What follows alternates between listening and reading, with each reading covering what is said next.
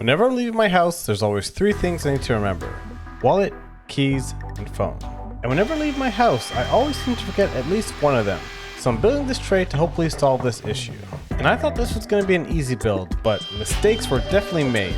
But here's how I ended up building this tray to hopefully, once and for all, stop forgetting one of these three things. So the tray design that I'm going for is sort of a cafeteria lunch tray. I'm going to have one large slot for my phone and then two small slots for my keys and my wallet.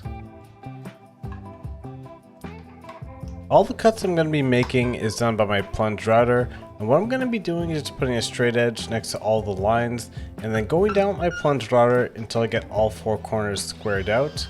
When all four corners are squared out, I'm going to use my template bit or pattern bit, I'm not too sure which one it is, and then continue the pattern down until I have 4 even squares, or actually 3 even squares.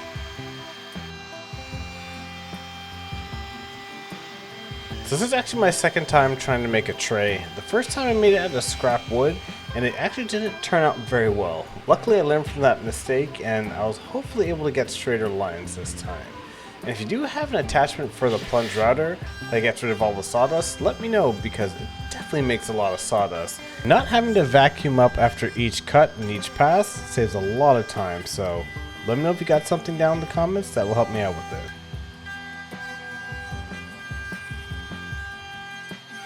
So this is where I'm at right now. There's some issues with routing out this tray. The router doesn't reach down to some points, but it actually tips over when I go over the tray with the router. So what I actually did is I'm building out a bigger base plate for the router just so it won't tip, and hopefully I can get a straighter cut at the bottom of this tray. I'll attach this to my router, and once that's all attached, I'll route this out again, and then I should be able to just sand off the corners, and it's gonna be done. Now, to attach the new base plate, it's pretty simple. I just drilled out where the holes were for my router, and then I screwed in some screws into the correct holes. Luckily I got a lot of M4 screws for this router. And once all those were screwed in, I just had to make a little hole for my router bit to go through. So I was just gently going down with my router bit slowly, making out the circle so I can cut out the tray. And then once I had a small circle cut out, I decided to switch to a bigger bit, but I did not lock down my router, and this happened. And that right there is another clip to add to my montage of fails and making sure you're safe in the workshop so this doesn't happen again.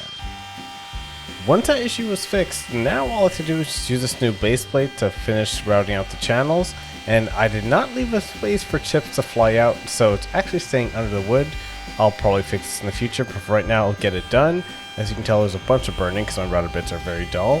Do need router bits, and that's definitely on my Christmas wish list, so hopefully I get them soon. But this is actually turning out better than I expected. I just have to vacuum in between every now and then just to clear the chips. But the larger base definitely helped out a lot. The router didn't dip, and I got a clean, even cut to my tray.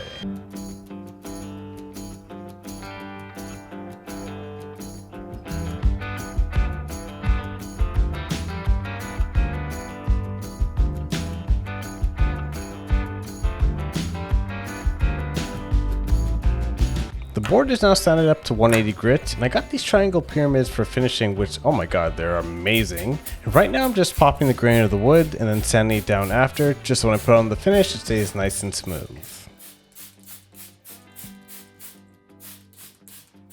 And now I'm just wiping down with a tack cloth, getting rid of all the remaining dust particles still left on this board. And the finish I'm going to be using is the tried and true Danish oil. I've actually never used this before. It's actually only the second time I've used a finishing oil, so this should be fun.